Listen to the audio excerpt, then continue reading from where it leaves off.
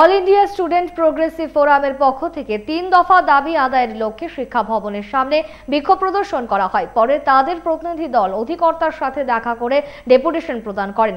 স্কুলগুলোতে শিক্ষক সংকট, বিদ্যাজ্যোতি প্রকল্পের বর্ধিত ফি এবং প্রচুর সরকারি স্কুল বন্ধ করার সিদ্ধান্ত নিয়ে সরব হয়েছেন তারা। সরকার যে 511টি স্কুল বন্ধ করার যে সিদ্ধান্ত নিয়েছে, এই ছাত্র স্বার্থ বিরোধী এবং এই বেকার বিরোধী সিদ্ধান্তের বিরুদ্ধে গত 3 মাসেরও অধিক সময় আমরা সারা রাজ্যের যে ছাত্র, অভিভাবক, শিক্ষক থেকে শুরু করে সমস্ত জনতার মধ্যে আমরা হাজার হাজার গণস্বাক্ষর অভিযান চালিয়েছি, যার মধ্য দিয়ে জনতার অকুণ্ঠ সমর্থন আমরা পেয়েছি। তো সেই হাজার হাজার গণস্বাক্ষর সহ আজকে আমরা গণডেপুটেশনে স্কুল এডুকেশন ডিরেক্টরের কাছে আমরা মিলিত হতে এসেছি।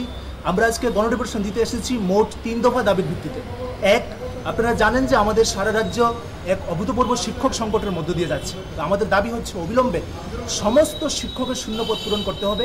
দ্বিতীয়ত হচ্ছে বিদ্যাজ্যোতি স্কুলে ছাত্রদের উপর যে হাজার হাজার টাকার পরিকাঠামো ফি চাপানো হয়েছে, সেই ফি প্রত্যাহার করতে হবে।